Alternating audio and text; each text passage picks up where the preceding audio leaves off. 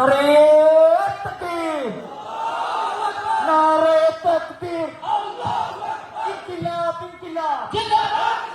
বিশেষভাবে উল্লেখ করতে চাই, এখানে উপস্থিত আছেন চট্টগ্রাম মেডিকেল কলেজ হসপিটালের সম্মানিত director brigadier general Mohammad Taslim Uddin সাহেব, এবং উপস্থিত আছেন অত্র প্রতিষ্ঠান অর্থাৎ চট্টগ্রাম মেডিকেল কলেজের সম্মানিত অধ্যক্ষ জনাব প্রফেসর ডাক্তার মোহাম্মদ জসিম উদ্দিন।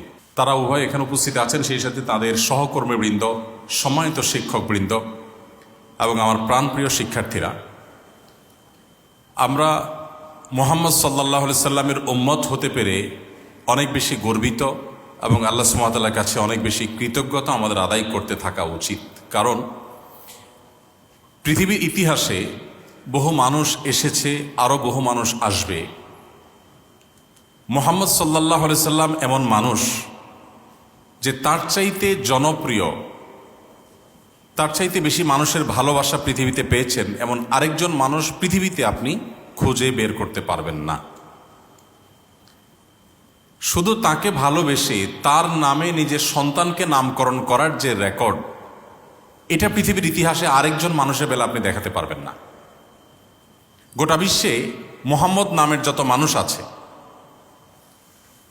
এবং 1400 বছর ধরে তাকে ভালোবাসার যত মানুষ পৃথিবীতে আছে, গোটা পৃথিবীর সব মানুষের জনপ্রিয়তাকে যদিও জনপ্রিয়তা এই শব্দটি আজকাল খুব সস্তা ক্ষেত্রে ব্যবহার হয়, কিন্তু আমরা বোঝাতে চাচ্ছি যে মানুষের ভালোবাসা যে মানুষগুলোর জন্য থাকে, সেই ভালোবাসা সবগুলোকে যদি আপনি এক পাশে রাখেন আর মুহাম্মদ সাল্লাল্লাহু আলাইহি সাল্লামের প্রতি মানুষের ভালোবাসাকে যদি অপর প্রান্তে রাখেন, তো আমার তো ধারণা যে মুহাম্মদ সাল্লাল্লাহু আলাইহি সাল্লামের প্রতি মানুষের যে ভালোবাসা, এই ভালোবাসার ধারে কাছেও অন্য কোনোটাকে আপনি রাখতে পারবেন না। মানুষের ভালোবাসা খুব বেশি সময় ধরে আসলে ধরে রাখা যায় না। একজন মানুষ পৃথিবী থেকে চলে গেছেন 1400 বছর আগে, তার গত হওয়ার প্রায় 1.5 সহস্র বছর পরেও পৃথিবীতে তার যে জনপ্রিয়তা, বরং আমি ভিন্ন শব্দ বলি, তার প্রতি মানুষের যে ভালোবাসা, 1450 বছর পরের কথা, 14 বছর পরেই পৃথিবীর সকল জনপ্রিয় মানুষদের জনপ্রিয়তায় ভাটা পড়ে যায়। 14 বছরেরও প্রয়োজন হয় না, 14 মাস পর পৃথিবীর সবচাইতে আলোচিত, প্রশংসিত এবং অনেক নামি দামি মানুষগুলোর প্রশংসা এবং আলোচনা হারিয়ে যেতে শুরু করে। একজন মানুষ তার জীবনে কি ছিল যে কারণে যে 1400 বছর পরও পৃথিবীতে তিনি শুধু প্রাসঙ্গিকই নন, তিনি পৃথিবীর সকল মানুষের মধ্যে সবচেয়ে বেশি মানুষের কাছে প্রিয় এবং ভালোবাসার পাত্র। তাকে অন্তঃস্থল থেকে মানুষ এত ভালোবাসে কি কারণে? কি ছিল তার বৈশিষ্ট্য? অবাক করা বিষয় হলো, তাকে নিয়ে বহু গবেষণা হয়েছে, হচ্ছে, কিয়ামত পর্যন্ত হতে থাকবে। একজন মানুষ যার জীবনকে নিয়ে গবেষণা করে কোনো প্রকার কুল কেনারা করে মানুষ শেষ করতে পারছে না, পারবেও না। নতুন নতুন তত্ত্ব, নতুন নতুন দিক তার জীবনের মানুষ আবিষ্কার করছে এবং কিয়ামত পর্যন্ত সেটিকে মানুষ আবিষ্কার করতে থাকবে এবং অনুসরণীয় এক ব্যক্তিত্ব হিসাবে তার ধারে কাছে রাখার মতো আরেকটি মানুষ পৃথিবীতে পাওয়া যাবে না। সময়ত উপস্থিতি, আল্লাহর হাবিব সাল্লাল্লাহু আলাইহি সাল্লামের প্রতি মানুষের ভালোবাসা, আল্লাহর নবীর প্রতি মানুষের ভালোবাসা যে নজির আমরা দেখতে পাচ্ছি আজ পৃথিবীতে, আপনি পৃথিবীর ইতিহাসের অনেক বড় বড় রাজা বাদশাহ, অনেক বড় বড়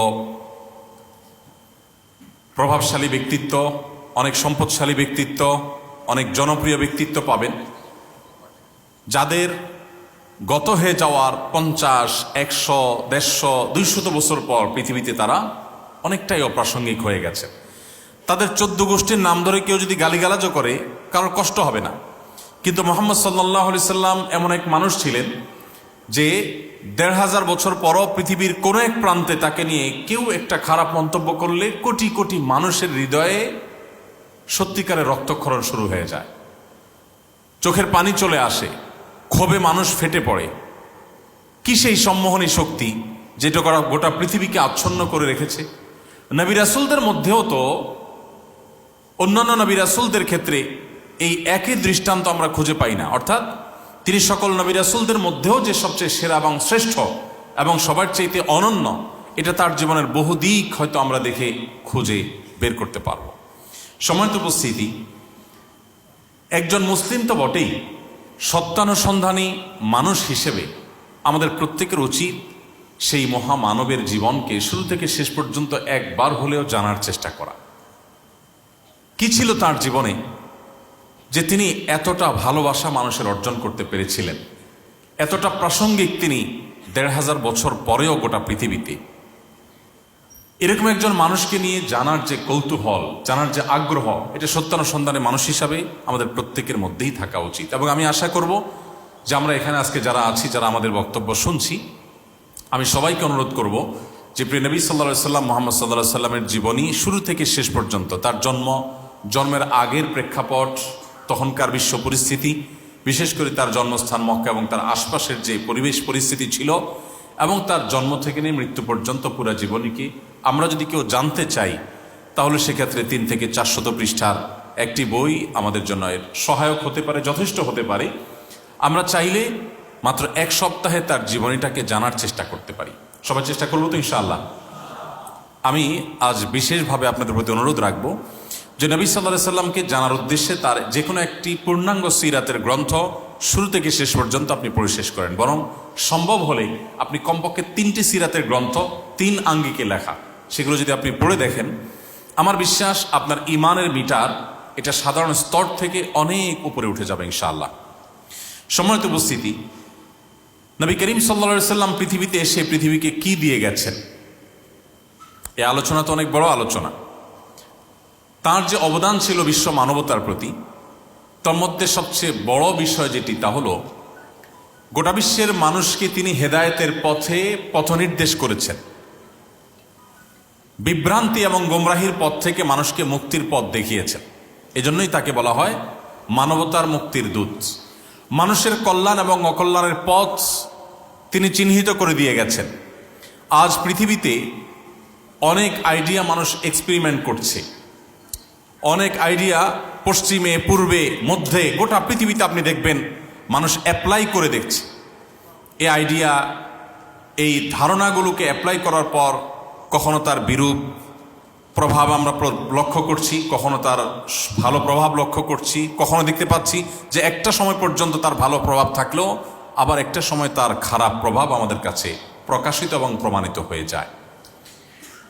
নবী করিম সাল্লাল্লাহু আলাইহি সাল্লাম তিনি যে লাইফস্টাইল, তিনি যে জীবন দর্শন বিশ্ব মানবতাকে দিয়ে গেছেন, আজও পর্যন্ত পৃথিবীতে কেউ এটি প্রমাণ করতে পারেনি যে মুহাম্মদ সাল্লাল্লাহু আলাইহি সাল্লামের দেওয়া লাইফস্টাইল বা তার দেওয়া জীবন দর্শনের এই দিকটা মানব সভ্যতার জন্য অনুপকারী বলে সাব্যস্ত হয়েছে। এটা আজও পর্যন্ত পৃথিবীতে কেউ বলতে পারেনি। বরং অবাক করা বিষয় হলো যে তার দেওয়া জীবন দর্শনের বিভিন্ন দিক, সেগুলোর যৌক্তিকতা, সেগুলোর বৈজ্ঞানিক ব্যাখ্যা, সেগুলোর যথার্থতা, এটা বিভিন্ন সময় শত শত বছর পর মানুষ আবিষ্কার করছে, উদ্ঘাটন করছে, অনুভব করছে, উপলব্ধি করতে পারছে।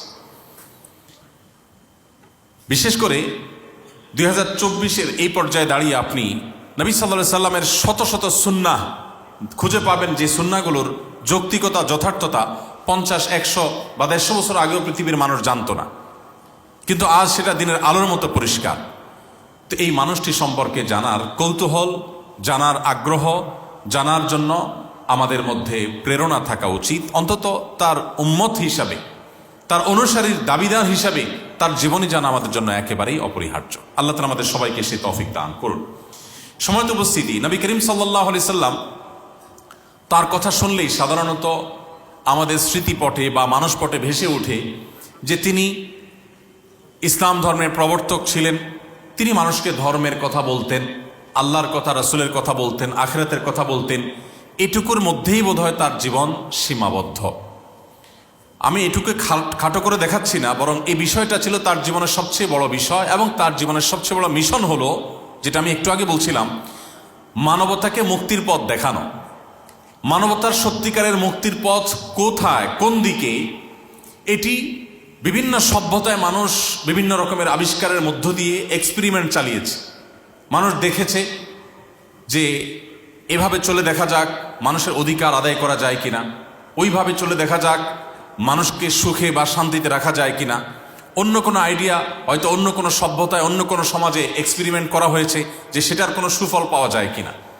আমি যেটি বলছিলাম, মুহাম্মদ সাল্লাল্লাহু আলাইহি সাল্লাম এমন জীবন দর্শন নিয়ে এসেছেন যে 1400 বছর আগের কোনো জীবন দর্শন এ যুগে পৃথিবীতে প্রাসঙ্গিক হওয়া তো দূরের কথা, একেবারে অচল হওয়ার কথা, যেখানে তার জীবন দর্শনের প্রতিটি দিকের একেবারে ক্ষুদ্রাতি ক্ষুদ্র দিকও যদি আপনি খুঁজে দেখেন তো দেখবেন যে সেটার যথার্থতা, সেটার বাস্তবতা দিন যত অতিবাহিত হচ্ছে তত বেশি আমাদের কাছে দিনের আলো মতো পরিষ্কার হচ্ছে। আপনারা মেডিকেল কলেজের স্টুডেন্ট, আপনাদের উদ্দেশ্যে বলতে পারি যে এই যে কোভিড-19 গেল, আমরা কোয়ারেন্টাইনের কথা শুনলাম, আমরা স্বাস্থ্যবিধির কথা শুনলাম।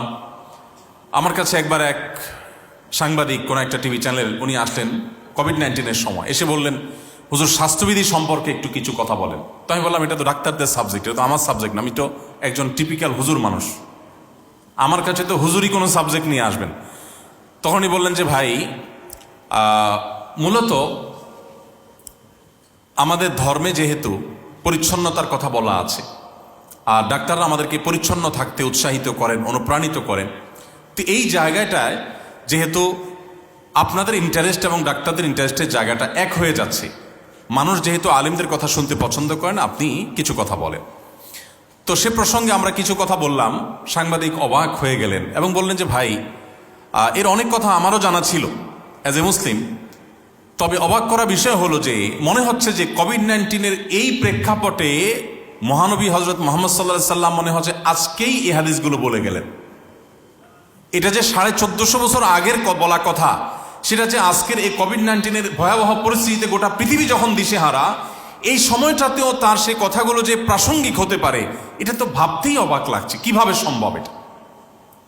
পৃথিবীতে আপনি এমন মানুষ খুব কমই দেখাতে পারবেন যে মানুষ 500, 700, 800, 1000 বছর আগে কোনো কথা বলে গেছেন, আর সেটা আজ একেবারে দিনের আলোর মতো মনে হবে, জলজল, একেবারে আজকের সঙ্গে খুবই প্রাসঙ্গিক, আজকের সময়ের সাথে সে কথা সামঞ্জস্যতা খুঁজে পাবেন। এরকম কথা খুব বেশি দেখানো যাবে না। 500, 700, 1000 বছর তো পরের কথা। 200 বছর আগের যে শিলালিপি পাওয়া যায়, 300 বছর আগের যে সমস্ত শিলালিপি পাওয়া যায়, আমাদের এই ভারতবর্ষে যারা শাসন করেছেন সেই মোগলদের আমলের লেখা যে শিলালিপি পাওয়া যায়, আপনি যদি সৌদি আরবে চলে যান, মাদায়েন সালেহ পাবেন, পৃথিবীর ইতিহাসের সবচেয়ে প্রাচীনতম সভ্যতার যে স্মৃতি পাওয়া যায় জর্ডানে বা মিডিল ইস্টের কোনো কোনো জায়গায়, সেখানকার শিলালিপিগুলোকে উদ্ধার করে ইংরেজিতে বা সেখানকার স্থানীয় ভাষায় আরবিতে যে লেখা আছে, সে সমস্ত লেখা পড়লে বোঝা যাবে যে কেমন যেন একটু ভিন্ন ভিন্ন, আমাদের এখনকার ভাষার সাথে যায় না।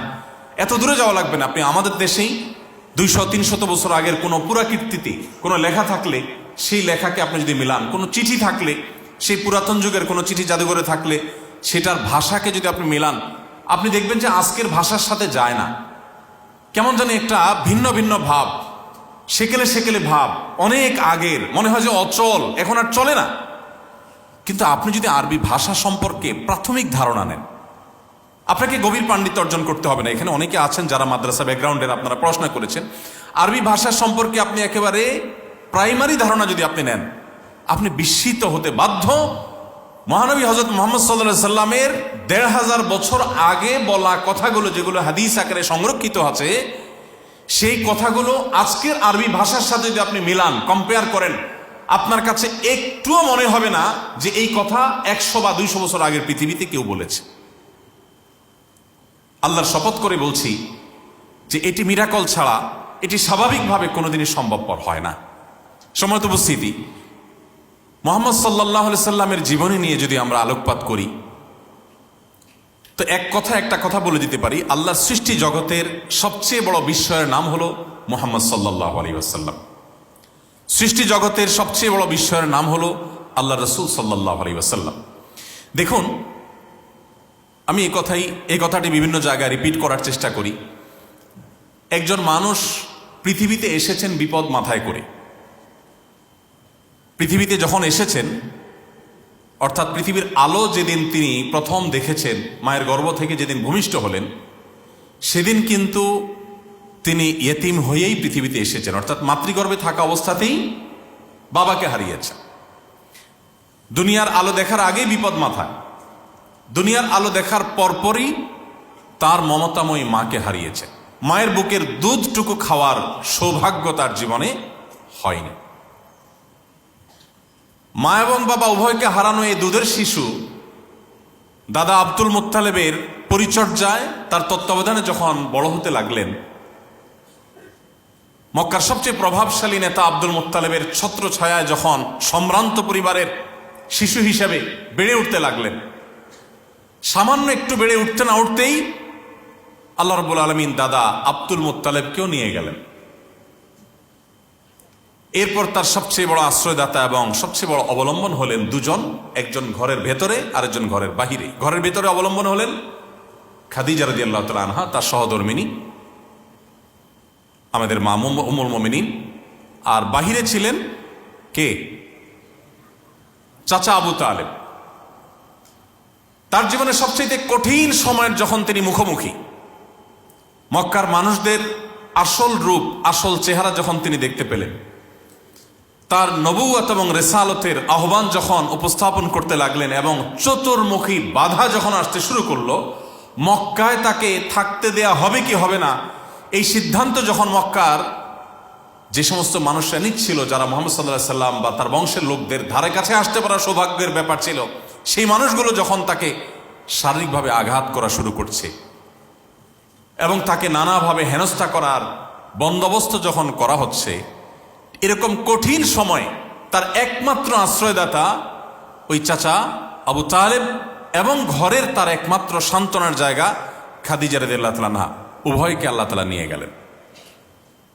আপনি চিন্তা করেন, বিপদ মাথায় করে দুনিয়াতে এলেন, দুনিয়ার আলো দেখতে না দেখতে মায়ের মৃত্যু, দাদার মৃত্যু, চাচার মৃত্যু, একমাত্র নিজের আশ্রয়দাতা এবং সান্ত্বনাদাতা স্ত্রী খাদিজা রাদিয়াল্লাহু তাআলা আনহার মৃত্যু।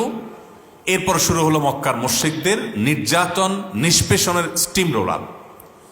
মুখে থুতু নিক্ষেপ করা থেকে নিয়ে সিজদা যাওয়ার পর উটের বুড়ি, পেটের ভেতরকার ময়লা আবর্জনা, উটের আবর্জনা ছাগলের আবর্জনার মতো না, অনেক বড়, অনেক ভারী, অনেক ওজন, সেটা সিজদা যাওয়ার পর তার মাথার উপর চাপিয়ে দেওয়া হলো।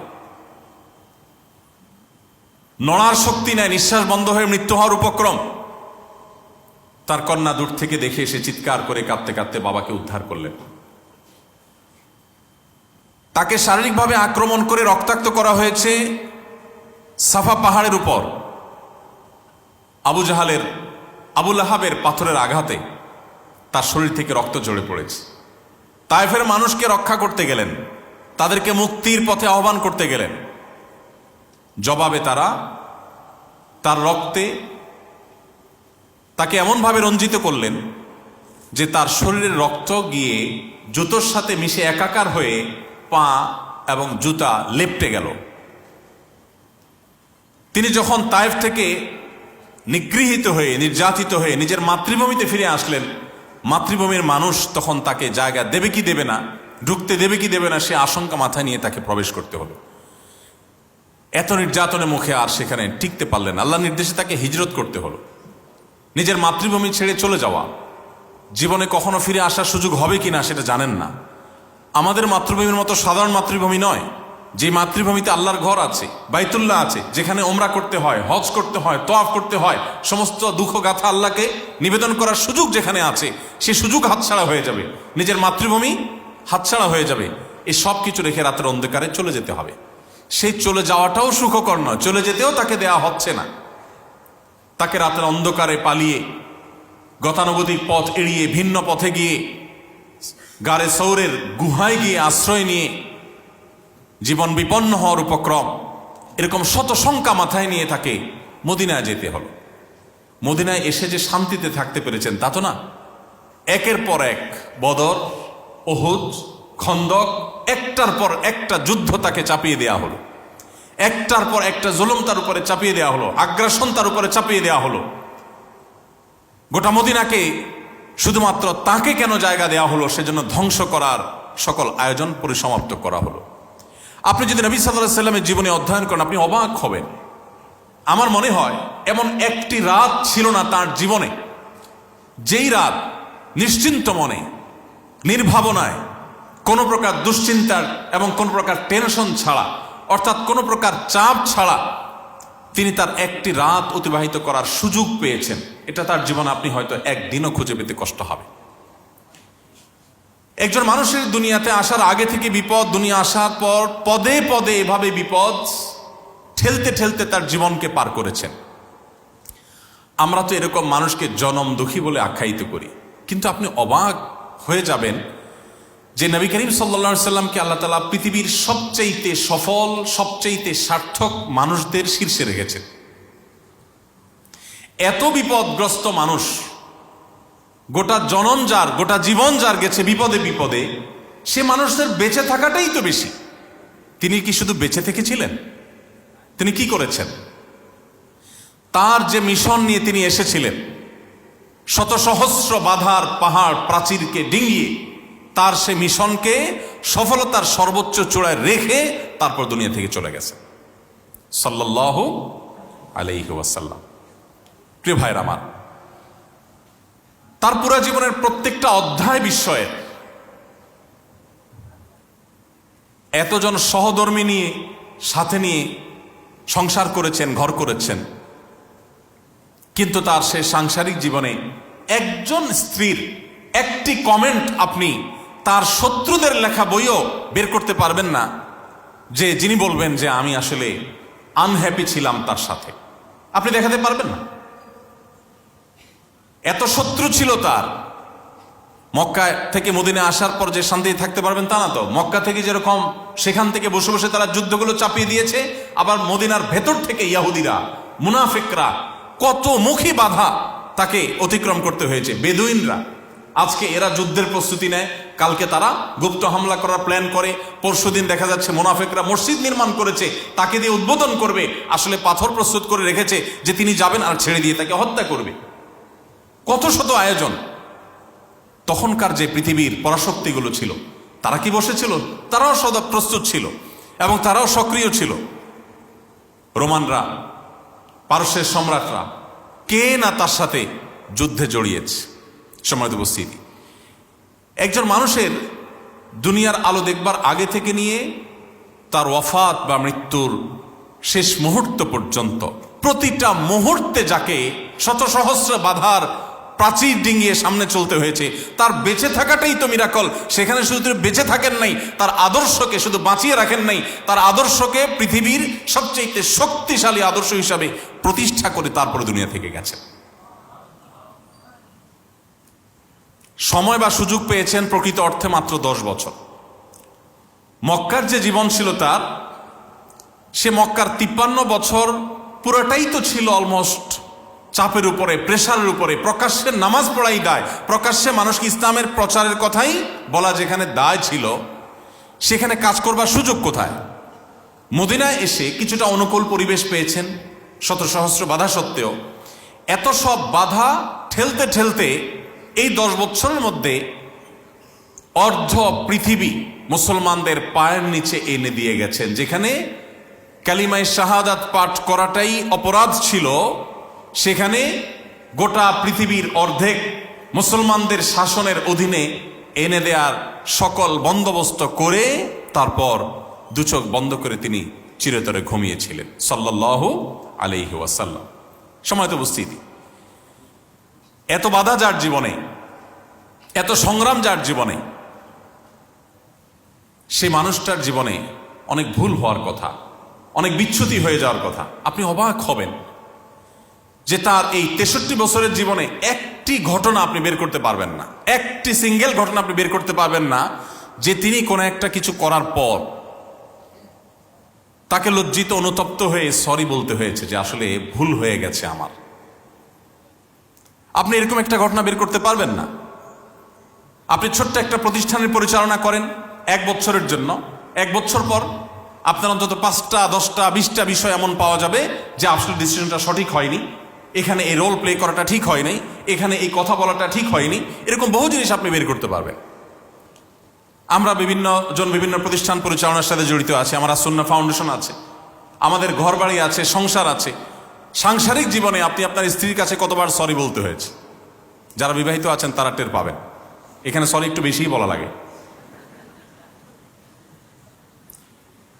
কিন্তু আপনি মুহাম্মদ সাল্লাল্লাহু আলাইহি সাল্লামের জীবনে যদি না পড়েন, আপনার জীবনের সবচেয়ে বড় দুর্ভাগ্যজনক অধ্যায় হবে সেটি। আপনি মুসলমান, আপনি মুহাম্মদ সাল্লাল্লাহু আলাইহি সাল্লামের জীবনীটা একবার পড়ে দেখেননি? তার পুরো জীবনে, দাম্পত্য জীবনে স্বামী স্ত্রীর মধ্যে বোঝাপড়ার চেয়ে একটু গরমিল হয়নি তা কিন্তু না, হয়েছে। তিনি অভিমান করে বাসা থেকে মসজিদে এসে শুয়ে রয়েছেন, বাসায় আর যাচ্ছেন না, অভিমান করে। সাহাবীদের মধ্যস্থতায় সেটি নিষ্পত্তি হলো, তিনি বাসায় গেলেন। তিনি আমাদের মতো রক্ত মাংসের তৈরি মানুষ ছিলেন, তবে আমাদের সাথে তার কোনো তুলনা চলে না। তার স্ত্রীদের মধ্যেও পরস্পর একাধিক স্ত্রী থাকলে যা হয়, মনোমালিন্য, প্রতিযোগিতা, এগুলো সবই ছিল। এবং প্রতিযোগিতার লেভেল এ পর্যন্ত হয়েছে যে একজন স্ত্রী, নবী সাল্লাল্লাহু আলাইহি সাল্লাম তার ঘরে তিনি যেদিন থাকার কথা পালা হিসাবে, ওই দিন আরেকজন স্ত্রী বাটিতে করে একটু খাবার প্রস্তুত করে নবীজির জন্য পাঠিয়েছেন, যে আজকে আমার পালা যেদিন থাকতো সেদিন তো আমি খাওয়াতাম, বাট আরেকজনের পালা তিনি খাওয়াবেন, আমি পাশাপাশি একটু কিছু একটা দিয়ে শেয়ার করলাম। যার ঘরে আসছে তিনি দেখে খুব স্বাভাবিকভাবে সতীনের ঘর থেকে খাবার এসেছে, আজকে আমার ঘরে থাকার দিন, আমি নবীজিকে আমার মন মতো খাওয়াবো, আরেকজন সেটা পাঠিয়ে সে ভালো হওয়ার চেষ্টা করছে, এটা তো সহ্য করা যায় না। বাটি ধরে ছুঁড়ে ফেলে দিলেন, খাবার পড়ে গেল, বাটি দুই টুকরা হয়ে গেল। নবী করিম সাল্লাল্লাহু আলাইহি সাল্লাম দৃশ্যটা দেখার পর তিনি ঘর থেকে বের হয়ে বাটির ভাঙা অংশগুলো কুড়িয়ে আনলেন।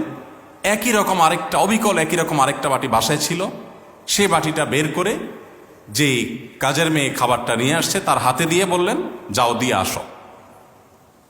ইশারা ইঙ্গিতটা এমন ছিল যে সেখানে গিয়ে কোনো কথা বলবে না, যাতে কোনো ভেজাল আবার না লাগে। চলে গেলেন সে বাটি নিয়ে। এ হাদিস, যত হাদিস গ্রন্থে এ হাদিসটি বর্ণিত হয়েছে, এ হাদিসের কোনো অংশে আমি অন্তত পাইনি, আপনারা কেউ পেয়েছেন কিনা জানি না, যে নবী সাল্লাল্লাহু আলাইহি সাল্লাম এই ঘটনার পরে কোনো রিয়্যাক্ট করেছেন। আমরা যদি হতাম, আপনি খুব ভালো স্বামী, খুব ভালো পুরুষ, আপনার স্ত্রী আপনার উপরে খুবই হ্যাপি, সন্তুষ্ট, সব দিক থেকে আপনি ওকে, এরকম একজন যদি ফেরেশতা সুলভ মানুষও এই সমাজে কল্পনা করা যায়, তিনি কমপক্ষে এইটুকু কথা বলতেন, বলতেন কিনা বলেন? মানে এটুকু কথাও বলবে না, এটা তো কল্পনাও করা যায় না। কিন্তু আপনি অবাক হবেন, নবী করিম সাল্লাল্লাহু আলাইহি সাল্লাম একটি শব্দ ব্যবহার করেননি। কেন করেননি? কারণ স্ত্রীর এখন রাগ চরমে, এই মুহূর্তে কোনো কিছু বলে যুদ্ধ বাঁধিয়ে দেওয়ার কোনো মানে হতে পারে না। নবী করিম সাল্লাল্লাহু আলাইহি সাল্লামের পারিবারিক জীবন বলেন, তার রাজনৈতিক জীবন বলেন, তার সামরিক জীবন বলেন, তার ব্যক্তিগত জীবন বলেন, তার শৈশব বলেন, তার যৌবন বলেন, তার বার্ধক্য বলেন, শাসক মুহাম্মদ সাল্লাল্লাহু আলাইহি সাল্লামের কথা বলেন, বাবা মুহাম্মদ সাল্লাল্লাহু আলাইহি সাল্লামের কথা বলেন, এবং নেতা মুহাম্মদ সাল্লাল্লাহু আলাইহি সাল্লামের কথা বলেন। আপনি তার জীবনের এক একটা অধ্যায় নিয়ে যদি পড়াশোনা করেন, আপনি ঘাটেন, আল্লাহর শপথ করে বলছি, আপনার ইমানের মিটার এমন তরতর করে বাড়বে যে আপনি যেই লেভেলের ইমানদার আছেন সেখান থেকে আপনি নিজেকে অন্য জগতের বাসিন্দা মনে করবেন। দুর্ভাগ্যজনক বিষয় হলো, আমরা মুসলমানরা মুহাম্মদ সাল্লাল্লাহু আলাইহি সাল্লামকে জানার প্রতি আমাদের তেমন কোনো আগ্রহ নেই। আপনারা সবাই শিক্ষিত মানুষ, আপনারা জাতির কর্ণধার, আপনারা মানব সেবার অনেক অনেক ভালো ভালো জায়গায় আপনারা চলে যাবেন হয়তো ইনশাআল্লাহ। আমি আপনাদেরকে আবারও আকুল আবেদন রাখতে চাই যে আপনার জীবনে আর কিছু পড়েন বা না পড়েন, আল্লাহর হাবিব সাল্লাল্লাহু আলাইহি সাল্লামের পুরো জীবনী গ্রন্থ, সম্ভব হলে 3টি জীবনী গ্রন্থ আপনি সিলেক্ট করে, একটি হতে পারে রাহিকুল মাখতুম, ভারতবর্ষের একজন লেখক সফির ওমর রহমতুল্লাহ আলাইহির লেখা, যেটা মক্কা থেকে সিরাত এর বইয়ের উপরে যে কম্পিটিশন হয়েছে তার উপরে প্রথম স্থান অধিকার করেছে এবং গোটা বিশ্বে জনপ্রিয় সিরাত গ্রন্থগুলোর একটি, সেটি পড়তে পারেন। সেই সাথে ডক্টর আলী সাল্লাবি আপনার মিশরের একজন বিশ্ববিখ্যাত একজন ইতিহাসবিদ, সমকালীন বিশ্বের সবচাইতে পপুলার মুসলিম ইতিহাসবিদদের একজন, তার লেখা বই পড়তে পারেন। সৈয়দ আবুল হাসান আলী আন-নদভী রহমতুল্লাহ আলাইহের যে নবী রহমত বইটি আছে, আমাদের ইসলামী ফাউন্ডেশন থেকে প্রকাশিত হয়েছে তার অনুবাদ, সেটি পড়তে পারেন। আরও বিভিন্ন প্রতিষ্ঠান থেকে প্রকাশিত হয়েছে। এরকম আরও বহু সিরাত গ্রন্থ আছে। আপনি কমপক্ষে 3টি সিরাত গ্রন্থ পড়েন।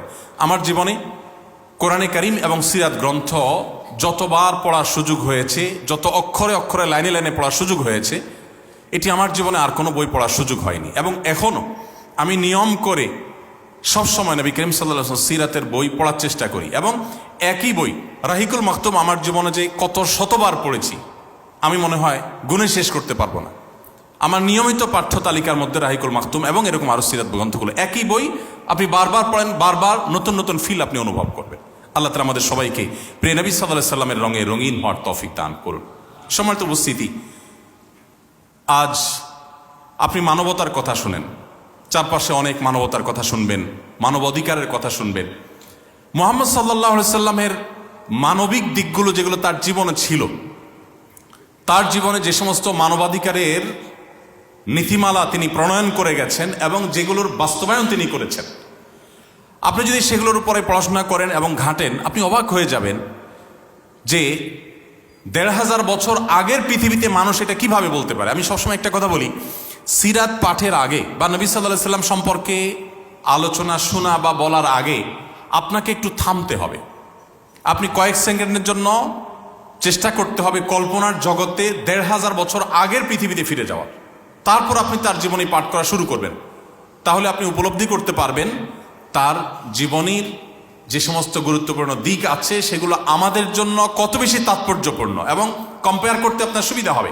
যেমন আজ শিক্ষার কথা আমরা সবাই বলি, শিক্ষার গুরুত্ব একজন রিক্সা চালক, একজন দিনমজুর, একজন খেটে খাওয়া শ্রমিক, একজন সাধারণ মানুষ, একজন অশিক্ষিত মানুষও বুঝেন যে শিক্ষা আজ খুবই গুরুত্বপূর্ণ একটা বিষয়।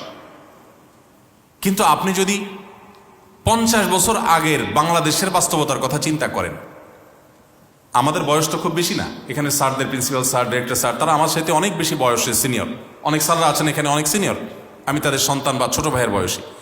আমি আমার শৈশবে গ্রামীণ পরিবেশে যেহেতু বড় হয়েছে, আমি গ্রামের ছেলে, আমি দেখেছি যে অনেক বাবা মা সন্তানদের খেতে কাজ করাটাকে পড়ালেখা করার চাইতে অনেক দরকারি কাজ মনে করতেন। এখনো হয়তো গ্রামেগঞ্জে খুঁজলে কিছু পাওয়া যাবে। তাহলে 40 বছর 45 বছর আগের বাস্তবতা যদি এই হয়, তাহলে 200 বছর আগের বাস্তবতা এই দেশে কি ছিল? এভাবে আপনি ১৫০০ বছর আগের সেই আরবের বাস্তবতা যদি চিন্তা করেন, তখন পড়ালেখার মতো একটা বেহুদা কাজ, জ্ঞান অর্জন করার মতো একটা অপ্রয়োজনীয় কাজ, সেই সমাজের মানুষের কাছে একটা হাস্যকর কাজ, আনপ্রোডাক্টিভ একটা কাজ আরেকটা মনে হয়েছিল না। তখন জ্ঞান অর্জন করার চাইতে মানুষের কাছে বেশি গুরুত্বপূর্ণ ছিল পেশি শক্তি কার বেশি। কারো সন্তান হয়েছে, তাকে সব কিছুর আগে কিভাবে সে ঘোড়া চালাবে, কিভাবে সে তীর চালাবে, কিভাবে সে তরবারি চালাবে, কিভাবে সে বল্লম চালাবে, কিভাবে সে যুদ্ধ করবে, কিভাবে সে শারীরিক কসরত করে শক্তিশালী হবে, এই প্রচেষ্টাই ছিল। যুদ্ধ ছাড়া মারামারি, খুনাখুনি, রাহাজানি, দখলদারিত্ব, এগুলো ছাড়া তখন মধ্যপ্রাচ্যের, তখন ইসলাম পূর্ব আরবের মানুষের আর কোনো কাজ ছিল না। তাদের কাছে শিক্ষা সবচেয়ে অপ্রয়োজনীয় ছিল। ওই বাস্তবতায় দাঁড়িয়ে আমি এই জন্য বলেছি যে ১৫০০ বছর আগে চলে যেতে হবে আপনাকে। মুহাম্মদ সাল্লাল্লাহু আলাইহি সাল্লামকে নিয়ে আপনি যখন অধ্যয়ন করবেন, আপনি ফিরে যেতে হবে যে তিনি কোন বাস্তবতার কথা বলেছেন। আপনি এখন 2024 সালে এসে জ্ঞান অর্জনের গুরুত্ব অনেক অনুধাবন করেছেন। পয়সা, পড়ালেখা ছাড়া কোনো কিছুই চলে না, গোটা পৃথিবী অচল জ্ঞান ছাড়া, বিজ্ঞান ছাড়া। এই পর্যায়ে দাঁড়িয়ে আপনি জ্ঞান বিজ্ঞানের অনেক ফজিলত, অনেক মর্যাদা, অনেক ওয়াজ, অনেক লেকচার আপনি দিতে পারবেন। কিন্তু ১৫০০ বছর আগে যেই সমাজে জ্ঞানের কোনো 2 পয়সার মূল্য ছিল না, সেই সমাজের মানুষের বুকের উপর দাঁড়িয়ে সর্বপ্রথম নির্দেশ আল্লাহর পক্ষ থেকে যখন আসে, ইকরা বিসমি রাব্বিকাল্লাযী খালাক, তখন বুঝতে আর বাকি থাকে না এটা কোনো মানুষের রচিত কোনো গ্রন্থ না, এটা মানুষের দেয়া কোনো কথা না, এটা মহান আল্লাহর দেয়া কথা। সেই জগদ্দল পাথর বুক থেকে, মানবতার বুক থেকে সরিয়ে শিক্ষার আলো সেখানে জ্বালিয়ে গোটা পৃথিবীর মানুষকে সর্বপ্রথম শিক্ষার সবচেয়ে বেশি গুরুত্ব। নামাজের ব্যাপারেও তখন নির্দেশ আসে নাই, রোজার নির্দেশও তখন আসে নাই, হজ করার নির্দেশও আসে নাই, যাকাত দেওয়ার নির্দেশ আসে নাই, বাবা মার প্রতি সদাচরণ নির্দেশ আসে নাই, প্রতিবেশীর সাথে সদাচরণ নির্দেশ আসে নাই। সব কিছুর আগে সর্বপ্রথম নির্দেশ এসেছে ইকরা বিসমি রাব্বিকাল্লাযী খালাক। আপনার কাছে কি বিষয়টা স্বাভাবিক মনে হয়? 1400-1500 বছর আগে, 1450 বছর আগের পৃথিবীতে একটা সমাজের মানুষকে প্রথম এমন এক নির্দেশ দেওয়া হচ্ছে যে নির্দেশের কোনো গুরুত্বই সমাজের মানুষের কাছে নাই, এবং এটা দিয়েই শুরু করা হচ্ছে। নবী করিম সাল্লাল্লাহু আলাইহি সাল্লাম তিনি তার সেই মানবিক যে মুহাম্মদ সাল্লাল্লাহু আলাইহি সাল্লামের যে রূপ, আমরা নবী মুহাম্মদ সাল্লাল্লাহু আলাইহি সাল্লামকে অনেকে জানি, মানবিক মুহাম্মদ সাল্লাল্লাহু আলাইহি সাল্লামকে আমরা অনেকে জানি না। আমি সবসময় এই কথাটি বলি, আজ মানবাধিকার নিয়ে কথা বলা এটা একটা ফ্যাশনে পরিণত হয়েছে, এটা একটা স্টাইল, এটা বলতে বেশ সুন্দর শোনা যায়, শুনতে বেশ ভালো লাগে। মানবাধিকারের কথা, শ্রমিকের অধিকার, নারীর অধিকার, এগুলো বললেই শরীরের মধ্যে একটা ভাব চলে আসে, তাই না? যে অধিকার নিয়ে কথা বলছে, লোকটা খুব আধুনিক, খুব স্মার্ট, লোকটা খুব সময় সচেতন, লোকটা খুব মানবিক, লোকটা খুব মানবতাবাদী। আপনারা আমার চাইতে নিশ্চয়ই অনেকে ভালো জেনে থাকবেন, আজ পৃথিবীতে আমাদের দেশেও অনেক মানুষ মানবাধিকারের অনেক সুন্দর সুন্দর সবক শোনায়, বুলি আওড়ায়, কিন্তু এগুলো সবগুলো হলো বিভিন্ন এমবাসি থেকে পাওয়া, বিদেশিদের কাছ থেকে পাওয়া বিভিন্ন প্রজেক্টের টাকা হালাল করার জন্য।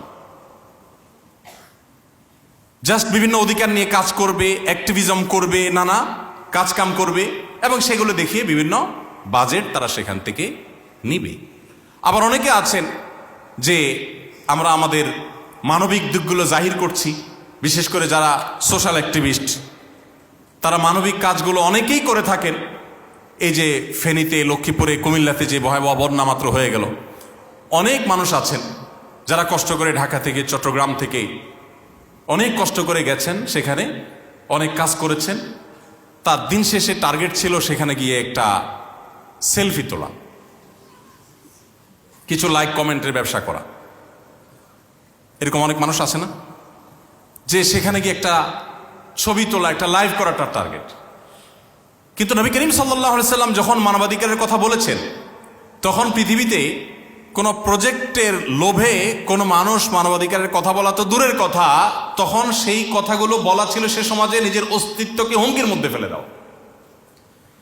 মেয়ে হিসাবে জন্মগ্রহণ করা যে সমাজে অপরাধ হিসাবে গণ্য করা হতো, নারী হিসাবে জন্মগ্রহণ করেছে এটাকে একটা দোষণীয় বিষয় মনে করা হতো। নিজের বাবা নিজের কন্যা সন্তান মেয়ে কেন হলো, যুদ্ধে তো আমার সাথে যেতে পারবে না, এই সন্তান দিয়ে তো আমার কাজে লাগবে না, সেজন্য তাকে জীবন্ত পুঁতে ফেলতো যেই সমাজ, সেই সমাজের বুকের উপর দাঁড়িয়ে মুহাম্মদ সাল্লাল্লাহু আলাইহি সাল্লাম শুধু নারীকে রক্ষা করেন নাই, আকাশে তুলে রেখে গেছেন।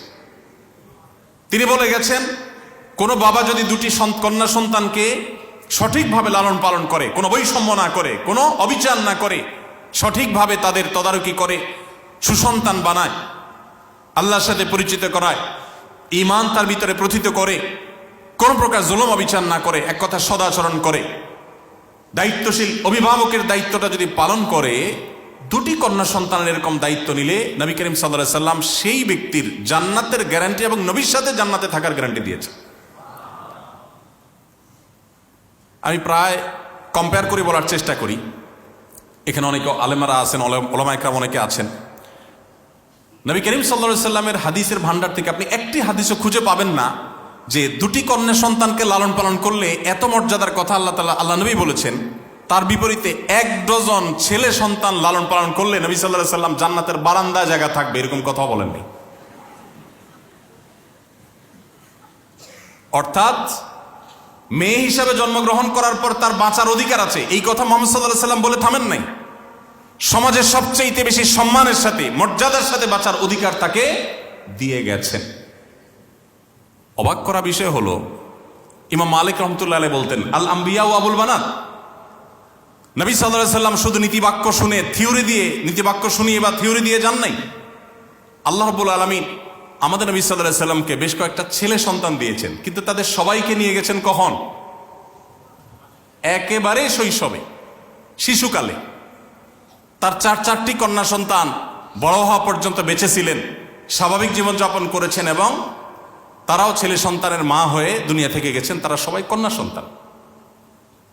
তিনি কন্যাদের অধিকার, মেয়েদের অধিকারের ব্যাপারে শুধু কথা বলেছেন তা নয়, যেহেতু তার পুরো লাইফটা আল্লাহ রাব্বুল আলামিন, আমাদের সবার জীবনে আল্লাহর কর্তৃক নিয়ন্ত্রিত, আল্লাহ রাব্বুল আলামিন তার হাবিব তার রাসূলের জীবনে, তার সংসারে, তার ঘরে ছেলে সন্তান রাখেনি নেই, যেগুলোকে বাঁচিয়ে রেখেছেন সবগুলা কন্যা সন্তান। অর্থাৎ মেয়েদের অধিকারের ব্যাপারে শুধু তিনি কথা বলেছেন তা নয়, তার ঘরে সেটার ইমপ্লিমেন্ট তিনি করেছেন এবং বাস্তবায়ন করেছেন। ফাতেমা রাদিয়াল্লাহু তাআলার প্রতি তার যে মমতা, অন্যান্য কন্যা সন্তানদের প্রতি যে মমতা, এগুলো এক একটা নিয়ে 2-4-5 ঘন্টার লেকচার দেওয়া যাবে। ঘন্টাকে ঘন্টা আপনি অধ্যয়ন করে শেষ করতে পারবেন না যে বাবা হিসাবে কি করেছেন। এক ব্যক্তি নবী সাল্লাল্লাহু আলাইহি সাল্লামের কাছে এসেছেন, এসে দেখলেন যে নবী সাল্লাল্লাহু আলাইহি সাল্লাম তার নাতি হাসান এবং হুসাইন রাদিয়াল্লাহু তাআলা আনহুকে চুমু দিচ্ছেন, আদর করছেন। তখন সেই সাহাবী অবাক হয়ে বললেন, হে আল্লাহর রাসূল, আমার অনেকগুলো সন্তান আছে, আমি তো এদের কখনো আদর করি নাই। সেই 1500 বছর আগের মানুষের যে কালচার ছিল, সেই কালচারের কথা বলা হচ্ছে, যে এভাবে আদর করার কালচার সে তখনকার মানুষের কাছে ছিল না, মানুষ জানতো না। এমনি আরবরা মানুষ হিসাবে একটু সাধারণত রূঢ় স্বভাবের, নবী রাসূলদের কথা ভিন্ন। সাধারণ আরবদের মধ্যে স্বভাবটা একটু রূঢ় প্রকৃতির হয়ে থাকে। আমি 10 বছর সৌদি আরবে ছিলাম। ইসলামিক অ্যাফেয়ার্স মন্ত্রণালয়ের তরফ থেকে বাংলা ভাষাভাষীদের মধ্যে দাওয়াতি কাজ করা আমার দায়িত্ব ছিল। তো ফ্যামিলি সহ থাকতাম। আমার বাসার সামনে আমি একবার দেখলাম এক সৌদিয়ান যাচ্ছে, তার পেছন দিয়ে তার ছোট বাচ্চারা যাচ্ছে, কত 5-6 বছর বয়স হবে হয়তো। তো বাচ্চাটা বাবার পেছনে দৌড়ে দৌড়ে যাচ্ছে, দৌড়াতে গিয়ে ছোট মানুষ আর ওরা ছোট বাচ্চারাও জুব্বা পরে, লম্বা জুব্বা পরে, তো জুব্বার সাথে প্যাঁচে এসে পড়ে গেল, বেশ জোরে সোরেই পড়লো। তো আমি খেয়াল করলাম অনেক দূর থেকে তার বাবা বাচ্চার কান্নার আওয়াজ শুনে হালকা একটু ঘাড়টা ঘুরায় দেখলেন, দেখে বললেন, ইয়াল্লা গুম ইস মুশকিলা খালাস গুম, মানে সমস্যা কি, উঠো হাঁটো আসো। আমি আমার মিসেসকে বললাম যে দেখো তো, এটা কোনো বাঙালি বাবা দ্বারা সম্ভব? আমরা হলে দৌড় দিয়ে চলে যেতাম, আরে বাচ্চারা পড়ে গেছে, তাড়াতাড়ি করে মুছে দিতাম, কোলে নিতাম, বাবা কিছু হয় না, কাঁদে না, থামো, কত কাহিনী করতাম। আর ওই লোকটা আমি দেখলাম, আমার চোখের সামনে দেখা ঘটনা, যে অনেক দূরে বাচ্চাটা পড়ে আছে, কাঁদতেছে, বেশ ব্যথা পাইছে, বলতেছে খালাস ইস মুশকিল ইয়াল্লা গুম, সমস্যা কি, উঠো দাঁড়াও আসো। এটা বলে সে আবার হাঁটা শুরু করছে। বাচ্চাও নিরুপায় দেখছে, আর কি করা, কষ্ট করে উঠে বেচারা হাঁটা শুরু করে দিস। সেই আরবের মানুষ, এটা তো আমি বলছি 10 বছর আগের কথা, আর 1500 বছর আগের বাস্তবতা কি ছিল? ওই ব্যক্তি নবী সাল্লাল্লাহু আলাইহি ওয়াসাল্লাম বলছেন, রাসূলুল্লাহ আমার অনেকগুলো সন্তান আছে, আমি কোনোদিন এদের কপালে এদের গালে কখনো চুমো দিয়ে আদর করে আমি কখনো দেখি নাই। নবী করিম সাল্লাল্লাহু আলাইহি ওয়াসাল্লাম তখন বেশ শক্ত ভাষায় বলেছিলেন, যে ব্যক্তি মানুষের প্রতি দয়া করে না, মায়া করে না, ভালোবাসা দেয় না, স্নেহ দেয় না, মমতা দেয় না, সে ব্যক্তি আল্লাহর পক্ষ থেকে স্নেহ, মমতা, ভালোবাসা পায় না। নবী করিম সাল্লাল্লাহু আলাইহি ওয়াসাল্লাম কি করেছেন বিশ্ব মানবতার জন্য? নীতিবাক্য বলা বহু মানুষ আপনি পাবেন, থিওরি দেওয়া বহু মানুষ আপনি পাবেন, একটি বিষয় দেখাতে পারবেন না যে মুহাম্মদ সাল্লাল্লাহু আলাইহি ওয়াসাল্লাম শুধু থিওরি দিয়ে গেছেন। তিনি যেগুলো থিওরি দিয়ে গেছেন তার সবগুলো বাস্তবায়ন করে গেছেন। মাত্র ওই যে বললাম, মদিনায় আসার পর 10 বছর স্বাভাবিক জীবনযাপন করার সুযোগ পেয়েছেন, তাও প্রতি বছর যুদ্ধ, এক না একাধিক। প্রতি রাত তাকে টেনশন নিয়ে ঘুমাতে যেতে হতো। এত চাপের মধ্যে, ভেতরের চাপ মদিনার ইহুদিদের, মুনাফিকদের, বাহিরের চাপ মক্কার মুশরিকদের, আর আরো দূরের চাপ রোমানদের, বিভিন্ন অনারব শাসকদের, রাজাদের। এত কিছুর পরও নবী করিম সাল্লাল্লাহু আলাইহি ওয়াসাল্লাম, তাকে আপনি দেখবেন যে তিনি তার এই জীবনে যা বলেছেন তার সবগুলো তিনি ইমপ্লিমেন্ট করে গেছেন, বাস্তবায়ন করে গেছেন সাল্লাল্লাহু আলাইহি ওয়াসাল্লাম। সম্মানিত উপস্থিতি, নবী করিম সাল্লাল্লাহু আলাইহি ওয়াসাল্লামের যে মানবিক দিকগুলো ছিল তার জীবনে, আপনারা একটা ঘটনা সবাই জানেন। যখন তিনি হেরা গুহায় সর্বপ্রথম জিবরিলের সাথে তার সাক্ষাৎ হলো, জিবরিল যখন তাকে 3টা চাপ দিলেন ইকরা বিসমি রাব্বিকাল্লাযী খালাকা বলার আগে, তখন তিনি এতটাই ভড়কে গেলেন। কারণ হেরা গুহায় যারা গিয়েছেন মক্কায় তারা বলতে পারবেন, আমার এখনো উঠার সাহসই হয়নি, অনেকে উঠে মাশাআল্লাহ, এত উপরে, এখনো সেখানে নির্জন, কারণ পাহাড়ের চূড়ায় মানুষজন কোত্থেকে থাকবে। আর তখন তো এসব জায়গায় কোনো বসতি ছিল না মানুষের। এরকম নির্জন জায়গায় ফেরেশতা জিবরিলের চাপ, তার সাথে সাক্ষাৎ, এত বিশাল আকার সৃষ্টি, এগুলো দেখে নবী সাল্লাল্লাহু আলাইহি ওয়াসাল্লাম ভড়কে গেছেন। বাসায় এসে তার স্ত্রী খাদিজা রাদিয়াল্লাহু আনহাকে যখন বললেন যে আমাকে চাদর দিয়ে মোড়াও, আমার গায়ে জ্বর এসেছে, আমি ভয় পেয়েছি, আমার জীবন বিপন্ন হওয়ার আশঙ্কা করছি আমি, তখন আব্বাজান খাদিজা রাদিয়াল্লাহু তাআলা কি বলেছিলেন, হাদিসটা আপনারা অনেকেই জানেন। তিনি বলেছেন, কাল্লা লা ইউখজিকাল্লাহু আবাদা, কোশ্চিন কালেও আপনি কখনো চিন্তা করবেন না আল্লাহ আপনাকে কখনো অপমানিত করবেন না, এটা হতে পারে না। কেন? কারণ ইন্নাকা লাতাসিলুর রাহিম, কারণ আপনি আত্মীয়তার বন্ধনগুলোকে সম্পর্কযুক্ত করেন, আপনি আত্মীয়তার সম্পর্কগুলোকে জোড়া দেন। কেউ কারোর আত্মীয়র সাথে সম্পর্ক ছিন্ন করলে আপনি সেখানে গিয়ে জোড়া লাগানোর জন্য ভূমিকা রাখেন। এবং ওয়াতাহমিলুল কাল, আপনি কারোর মাথার বোঝা খুব ভারী হয়ে গেলে তার বোঝাটা আপনি বহন করে দেন। কেউ ঋণের বোঝা জর্জরিত হলে তার ঋণের বোঝাকে হালকা করার জন্য আপনি ভূমিকা রাখেন। ওয়াতাকসিবুল মাদুম, যার কিচ্ছু নেই তাকে আপনি উপার্জন করে দেওয়ার, তার সম্পদ আহরণ করে দেওয়ার, জোগাড় করে দেওয়ার উদ্যোগ আপনি নেন। ওয়াতাকরিদ যায়ফ, আপনি মেহমানের মেহমানদারি করেন। আমরা হয়তো মনে করবো এটা আবার এমন কি বিষয়, মেহমানদারি করে এখন তো কোনো ব্যাপারই না, আমরা তো সবাই মেহমানদারি করি, আমাদের সমাজে এমন কে আছে মেহমানদারি করি না। এই জন্য আমি বললাম আপনাকে নবী সাল্লাল্লাহু আলাইহি সাল্লামকে মূল্যায়ন করতে হলে, তাকে নিয়ে আপনাকে অধ্যয়ন করতে হলে আপনাকে ফিরে যেতে হবে ১৫০ সহস্র বছর আগের পৃথিবীতে, যেই পৃথিবীতে ২-৩ মাসেও অনেক বাসায় মানুষের চুলায় আগুন জ্বলতো না। খোদ নবী করিম সাল্লাল্লাহু আলাইহি সাল্লামের বাসায় ২ মাস ৩ মাসে একবার আগুন জ্বলতো না অনেক সময়। তাহলে কি খেয়ে বেঁচে থাকতেন? ওই যে হয় শুকনা খেজুর আর পানি, এই দুটি ছাড়া তৃতীয় কোনো খাবার ছিল না। মাসকে মাস এভাবে খেয়ে বেঁচে থাকতে হতো। মানুষ খাবার আজকের মতো এত খাবার কথা কল্পনা করতে পারতো না। সেই জায়গায় সেই সমাজে নবী করিম সাল্লাল্লাহু আলাইহি সাল্লামের কাছে কোনো মেহমান আসলে মেহমানদের খাবার দেওয়ার ক্ষেত্রে তার কোনো কার্পণ্য ছিল না। এবং তার সাহাবীদের বহু ঘটনা আছে যিনি তাদেরকে এমনভাবে গড়েছিলেন যে তারা খুব বেশি মেহমান নওয়াজ ছিলেন, অতিথি পরায়ণ ছিলেন। তো খাদিজা রাদিয়াল্লাহু তাআলা বলেছেন, ওয়াতাকরিদ যায়ফ, আপনি তো খুব অতিথি পরায়ণ, নিজের বাসায় কোনো খাবার না থাকলে অতিথিকে আপনি কখনো না খাইয়ে ছাড়েন না, জোগাড় করেই ছাড়েন। মানুষকে খাওয়ানো সহজ কাজ আজ, কারণ আমার বাসায় অনেক কিছু আছে, সেখান থেকে একটু খাওয়ালাম, কিন্তু আছেই অল্প কিছু, তার আমি না খেয়ে ক্ষুধার্ত থেকে সারা রাত মেহমানকে খাওয়ালাম, এটা সহজ বিষয় না। নবী সাল্লাল্লাহু আলাইহি সাল্লামের জীবনের একটা বড় অংশ এভাবে পার হয়েছে। এরপর তিনি বলেছেন, ওয়াতাঈনু আলা নওয়াইবিল হক, মানুষের অধিকার আদায়ের জন্য আপনি কাজ করেন। যেহেতু আপনি এত বেশি মানবিক উদ্যোগ গ্রহণ করেন, অতএব আপনাকে আল্লাহ তাআলা কখনো বেইজ্জত করবেন না, লাঞ্ছিত করবেন না। তিনি মানবতার উপকারের জন্য, মানুষের আর্থিক যে সমস্ত চাহিদা আছে সেগুলো পূরণ করবার জন্য, অভাবী গরিব দুস্থ মানুষদের পাশে দাঁড়াবার জন্য যাকাতের বিধান আল্লাহর পক্ষ থেকে আমাদের জন্য আরোপ করেছেন।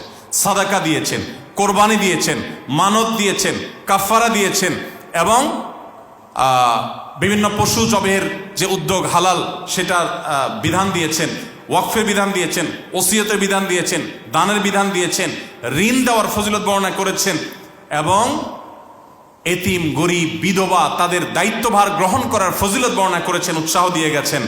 এবং যত রকমের কল্যাণমূলক কাজ আছে, মসজিদ নির্মাণ, মানুষকে পানি পান করানো, কূপ খনন করা, রোজাদারকে ইফতার করানো, তালেব ইলমদের খানা খাওয়ানো, এতেকাফকারীদের খেদমত করা, মসজিদের আবাদ করা, সমাজের নানামুখী কাজ করা, বিপন্ন মানবতার পাশে দাঁড়ানো, বিধবাদের বিশেষ করে দায়িত্বভার গ্রহণ করা, এরকম শত সহস্র আইটেম বলা যাবে। এমনকি বন্দীদেরকে খাবার দেওয়ার উদ্যোগ গ্রহণ করা, শত সহস্র আইটেম তিনি বের করেছেন এবং সেগুলোর ইমপ্লিমেন্ট করেছেন মানবতার মুক্তির জন্য, মানবতার উপকারের জন্য, মানবিক উদ্যোগ হিসাবে।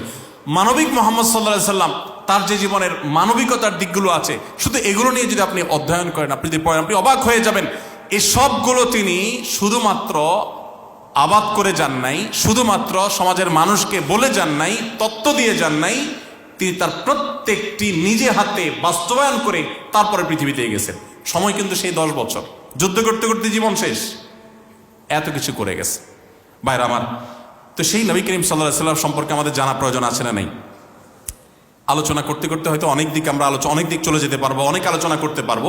আমার মনে হয় আমরা কনক্লুশনে চলে আসি। নবী করিম সাল্লাল্লাহু আলাইহি সাল্লাম তার চাইতে উত্তম কোনো আদর্শ, তার চাইতে উত্তম কোনো মডেল, কোনো বিকল্প আমাদের জন্য, গোটা বিশ্বের মানুষের জন্য আর কেউ হতে পারে না। এটা একজন মুসলমান হিসেবে শুধুমাত্র ভক্তি বিশ্বাসের বিষয় না, এটা বাস্তবতা। দেখুন, আজ আমরা বৃক্ষরোপণের অনেক ফজিলত জানি, তাই না? আমি একবার একটা টেলিভিশন প্রোগ্রামে একজন বাংলাদেশের নামকরা একজন স্থপতি, পাশাপাশি তিনি পরিবেশবিদ, তার সাথে একটা প্রোগ্রামে একসাথে ছিলাম।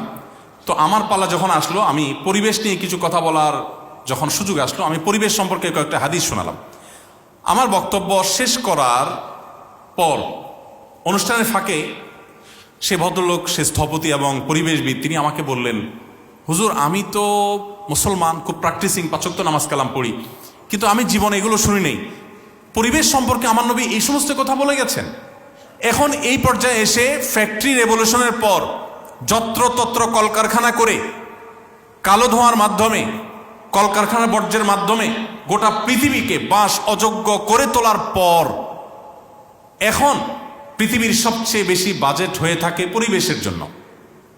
গোটা বিশ্বের সব দেশগুলো এখন পরিবেশের জন্য সবচেয়ে বেশি বাজেট দিচ্ছে এবং পরিবেশ নিয়ে সবচেয়ে বেশি তারা কনসার্ন। কিন্তু আপনি চিন্তা করুন তো, ফ্যাক্টরি রেভলিউশন হয়েছে কতদিন হয়েছে? বেশি দিন আগের কথা না। পৃথিবীতে যখন এই কলকারখানা হয় নাই, যখন এগুলোর বর্জ্য, তারপরে ধোঁয়া, কালো ধোঁয়া এবং নানাবিধ কারণে পৃথিবীর পরিবেশ যখন নষ্ট হয়নি, সেই পৃথিবীতে 1450 বছর আগের পৃথিবীতে বৃক্ষরোপণ করার গুরুত্ব বর্ণনা করার কি প্রয়োজন ছিল? অবাক করা ব্যাপার না? এখন বৃক্ষরোপণের গুরুত্ব আমরা বুঝি, তখনকার মানুষ তো বৃক্ষরোপণের বৈজ্ঞানিক উপকারিতাও জানতো না, আবার প্রয়োজনীয়তা এতটা ছিল না, কারণ পরিবেশ নষ্ট হয়নি। সেই পৃথিবীতে তিনি বৃক্ষরোপণ সম্পর্কে যে সমস্ত কথা বলে গেছেন, এখনকার পরিবেশবিদদের জন্মেরও শত সহস্র বছর আগে তিনি যা বলে গেছেন, এখনো পরিবেশবিদরা সেগুলো কল্পনা করতে পারে না। তিনি বলে গেছেন, কারোর হাতে যদি কোনো গাছের চারা থাকে, তিনি রোপণ করতে যাচ্ছেন, আর পথিমধ্যে তিনি যদি দেখেন যে ইসরাফিল, যিনি সিংহা ফুৎকার দিয়ে গোটা সৃষ্টি জগৎ ধ্বংসের দায়িত্বে নিয়োজিত, তিনি সে দায়িত্ব পালন করার জন্য প্রস্তুতি নিচ্ছেন, অর্থাৎ আল্লাহর নির্দেশে সুইচ টিপ দিবেন এবং গোটা সৃষ্টি জগৎ ধ্বংস হয়ে যাবে, সে সুইচ টিপ দেওয়া বা সিংহা ফুৎকার দেওয়ার জন্য তিনি প্রস্তুতি নিচ্ছেন। এমত অবস্থায় তোমার হাতে থাকা গাছের যে চারা আছে, এটা লাগাতে গিয়ে তোমার যদি মনে হয় যে লাগিয়ে এখন আর কি লাভ হবে, এখনই তো সব তুলার মতো সব ভেঙে চুরমার হয়ে ধ্বংস হয়ে যাবে, এই গাছের চারা থাকবেই তো না, তাহলে লাগিয়ে কি লাভ হবে, এই চিন্তা তুমি না করে ওই রকম পরিস্থিতিতে তুমি গাছের চারাটি রোপণ করে ফেলবে। তুমি রোপণ করে ফেলেছো, সেটা টিকুক আর না টিকুক, তোমার প্রচেষ্টার কারণে আল্লাহর কাছ থেকে তুমি রিওয়ার্ড পাবে, সওয়াব পাবে। দেখুন, নবী করিম সাল্লাল্লাহু আলাইহি ওয়াসাল্লাম বলেছেন, তুমি যদি কোনো গাছ লাগাও, তোমার সে গাছ থেকে কোনো পশু, কোনো পাখি, কোনো পোকা, কোনো মাকড়, কোনো কিছু যদি খায়, কোনোভাবে উপকৃত হয়, তাহলে তুমি তাদেরকে খাদ্য দানের যে সওয়াব, যে রিওয়ার্ড, যে বিনিময়, এটা আল্লাহর কাছ থেকে পাবে। আমি একবার জিনাদের এক মাহফিলে একজন সেখানকার স্থানীয় জনপ্রতিনিধি ছিলেন, তো প্রসঙ্গত ওনাকে আমি একটু রসিকতা করে বললাম যে, ভাই আপনি অনেক বড় নেতা মানুষ মাশাআল্লাহ, এবং বহু মানুষকে আপনি খাবার খাওয়ান, অনেক টাকা পয়সা দেন, রাজনৈতিক কারণে, ভোটের জন্য, নোটের জন্য, নানা কারণে আপনারা দেন এগুলো। বাট আমার জিজ্ঞাসা হলো, আপনি জীবনে 2000 পিপিলিকাকে একবেলা দাওয়াত করে খাওয়াতে পারবেন কিনা? তুমি বলেন যে ভাই এটা আবার কেমন কথা বললেন, পিঁপড়া 2000 খাওয়ানোর মানে কি দাঁড়ালো? আমি বললাম, আচ্ছা আপনি 500 পাখিকে একবেলা মেহমানদারি করবেন, এই সুযোগ আছে? বলেন এটা কিভাবে সম্ভব? তো আমি বললাম, আল্লাহ নবী সাল্লাল্লাহু আলাইহি ওয়াসাল্লাম সে আইডিয়া আমাদেরকে দিয়ে গেছেন। আপনি যদি 5টা গাছ লাগান, এগুলাকে যদি আপনি সুন্দর করে পরিচর্যা করেন, বড় করে তোলেন, নবী করিম সাল্লাল্লাহু আলাইহি ওয়াসাল্লাম বলে গেছেন যে এই গাছ থেকে কোনো না কোনো পাখি এর পাতা থেকে, এর ফল থেকে, এর ফুল থেকে সে জীবিকা আহরণ করবে, এবং তুমি কিন্তু তাদেরকে খাওয়ানোর সওয়াব তুমি পেয়ে যাবে। ভাইরা আমার, আমরা আজ শ্রমিকের অধিকারের কথা বলি। শ্রমিকের অধিকারের কথা কি বলি? যে তাদের ন্যায্য পারিশ্রমিক দিয়ে দাও, তাদের রেস্টের সুযোগ রাখো, 8 ঘন্টা কাজ, 8 ঘন্টা ঘুম, এর ব্যবস্থা রাখো। নবী করিম সাল্লাল্লাহু আলাইহি ওয়াসাল্লাম কি বলে গেছেন জানেন? তিনি বলেছেন, শ্রমিকের শরীরের ঘাম শুকাবার আগে তার পারিশ্রমিক দিয়ে দাও। আমি যখন সৌদি আরবে ছিলাম, তখন সৌদি আরবের নিয়ম ছিল, এখন কি আছে আমি জানি না, 25 তারিখে স্যালারি হয়ে যেত। পৃথিবীর কোনো দেশে আছে কিনা আমি জানি না। তো আমি তখন জানতাম, তখন সৌদি আরব রাষ্ট্রীয়ভাবে ইসলামকে অনেক বেশি প্রমোট করত। বাকি দিন দিন অধপতন গোটা পৃথিবীতে হচ্ছে, তাদেরও হচ্ছে। এখন পরিস্থিতি কোথায় দাঁড়িয়ে আছে আমি জানি না। তবে 5-7 বছর আগেরও কথা আমি জানি যে 25 তারিখে স্যালারি হওয়ার রাষ্ট্রীয় নিয়ম ছিল। তো আমি একটু অবাক হয়ে গেলাম প্রথম যাওয়ার পর, ভাই 25 তারিখে স্যালারি কাহিনী কি? সাধারণত মানুষ 5 তারিখ 10 তারিখ পর্যন্ত নিয়ে যায়, কিন্তু মাস শেষ হওয়ার 5 দিন আগে স্যালারি কেন? তখন আমি জানতে পারলাম ওই যে নবী সাল্লাল্লাহু আলাইহি সাল্লাম বলে গেছেন ঘাম শুকাবার আগে পারিশ্রমিক দিয়ে দাও, তো মাস শেষ হওয়ার আগে পারিশ্রমিক সেজন্য দেওয়ার সিস্টেম তারা চালু করেছে। শ্রমিকদের জন্য এরকম কথা পৃথিবীতে আজও কোনো শ্রমিকদের অধিকার নিয়ে কাজ করে কোনো ব্যক্তি বা প্রতিষ্ঠান আজও বলতে পারে নাই। আপনি আরো আশ্চর্য হবেন, তিনি বলেছেন তোমরা যা খাও তোমার শ্রমিককে তা খাওয়াও, তোমরা যা নিজেরা পরো তোমার শ্রমিককে তা পরাও। এখন আপনি যে ব্র্যান্ডের শার্ট কিনেছেন, আপনি আপনার ড্রাইভারের গায়ে যদি এসে দেখেন কাকতালীয়ভাবে আপনি শার্টটা পরে আসছেন, আজকে নতুন শার্ট, আয়সা গাড়িতে উঠে দেখলেন ড্রাইভার সাহেব সেম ওই ব্র্যান্ডের শার্টটা পরে মাশাআল্লাহ বসে আছে, তখন মেজাজটা কেমন হবে বলেন? সাথে সাথে হয় মনে হবে যে শার্ট খুলে খালি গেঞ্জি গায়ে থাকলে তো ভালো হতো, মান সম্মান একটু টিকতো। আমরা কোথায় দাঁড়িয়ে আছি? সভ্যতার ভেগ ধারণ করলে মানুষ সভ্য হতে পারে নাকি? নবী করিম সাল্লাল্লাহু আলাইহি সাল্লামের আদর্শ ছিল তোমার ড্রাইভার, তোমার কাজের লোক তোমার সাথে বসে একই মানের খাবার তাকে তুমি অফার করবে, খাওয়াবে, এটা তোমার কোনো হেজিটেশন হতে পারবে না। দিন শেষে সে তোমার মতো একজন মানুষ, তোমার ভাই, আল্লাহ তাকে অধীনস্থ করেছেন, উল্টাও হতে পারত, তোমাকে তার অধীনস্থ আল্লাহ তাআলা করতে পারতেন। মানবাধিকার নিয়ে অনেক কথাই বলা যাবে, কিন্তু শ্রমিকের অধিকারের ব্যাপারে এই লেভেলের কথা শুধু বলা নয়। বেলাল হাবশী রাদিয়াল্লাহু তাআলা আনহু একজন কালো নিগ্র মানুষ ছিলেন। আরবদের মধ্যে রেসিজম কোন লেভেলের আছে, যারা মধ্যপ্রাচ্যে ছিলেন, আপনাদের চিটাঙের বহু মানুষ সৌদি আরবে থাকে, দুবাইতে থাকে, আপনারা ভালো করে জানবেন কি পরিমাণ থাকে। ওরা অনারবদেরকে অনেক, আমি সবার কথা বলছি না, ওদের একটা বড় অংশ বা প্রধান অংশ বলতে পারেন, অনারবদেরকে মানুষই মনে করে না অনেক ক্ষেত্রে। সেই আরবদের মধ্যে আপনি চিন্তা করেন, তাও আবার 1400 বছর আগের যে আরবরা, যাদের মধ্যে বর্বরতা ভয়ঙ্কর ছিল, সেই সমাজ, ইসলামের আগের কথা বলছি, সেই সমাজে নবী করিম সাল্লাল্লাহু আলাইহি ওয়াসাল্লাম এসে কি করেছেন? বেলাল রাদিয়াল্লাহু তাআলা আনহু যিনি বাহির থেকে এসেছেন, একে তো বহিরাগত, খেয়াল করেন, এখনো সৌদিতে বা মিডিল ইস্টে ফরেনারদেরকে কি বলে জানেন? সেখানকার স্থানীয় ভাষা আলেমরা বলতে পারবেন কি বলে ভাই? আজনবী। ওই জন্য জানেন আজনবী শব্দের অর্থ কি জানি আমরা? হ্যাঁ, আজনবী মানে কি? আননোন, মানে চিনি না তোমার, তুমি কে, তুমি ইন্ডিয়ান, তোমাকে আমি চিনি না, তুমি আমার দেশের না, অচেনা। এবং আরেকটা শব্দ আছে আরবিতে আজমি। আজমি শব্দটির যদি মানে ভেতর নিয়ে আমরা আলোচনা করি আপনি অবাক হয়ে যাবেন। কি অর্থ? বোবা। আরেকটা অর্থ আছে আল আজমা ও জুরহুহা জুবার, হাদিসে আছে চতুষ্পদ জন্তুকে সাধারণত আজমা বলা হয়। সেখানে যারা আরবিতে কথা বলতে পারে না তাদেরকে তারা কি বলে? আজমি। আপনাদের চিটাগাঙেও এই রোগটা কিছুটা আছে। আপনাদের প্রতি শ্রদ্ধা রেখে আমি বলতে চাই, আমার জীবনের একটা গুরুত্বপূর্ণ অংশ চট্টগ্রামের মাটিতে কেটেছে এবং টুকটাক চিটাঙ্গা কথা হইতারি। আপনাদের এখানে চিটাঙের বাইরের লোকদেরকে আপনারা বইঙ্গা বলেন, তাহলে এই রোগ আপনাদের মধ্যেও ভালো জিনিস না। কিন্তু